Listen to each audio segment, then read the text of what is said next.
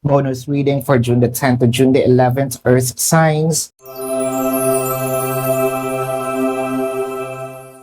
Your cards are the Three of Intelligence, the Devil card, and the Nine of Charisma. So pwede nating sabihin na itong person na ito or tayo mismo nasaktan ng sobra. I feel like our person crossed the boundaries, pero kasi with the Devil card, pwedeng sabihin nating sinadya man or hindi, may bawi dito si person no?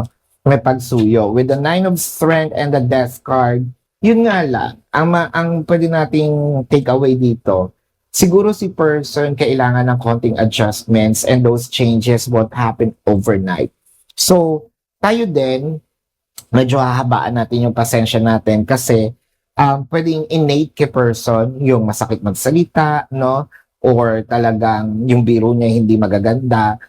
With the Nine of Strength, meron naman ditong possibility mahilot pa, no? Possibility na mahilot pa ito.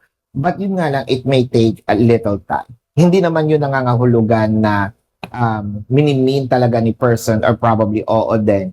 Pero alam din niya na nakakasakit siya. Yun naman din ang maganda doon, no? Yun nga lang, the adjustments can be seen in the distant future pa. This is your bonus reading for June the 10th to June the 11th. My name is Daphne, but spirit calls me bye bye love.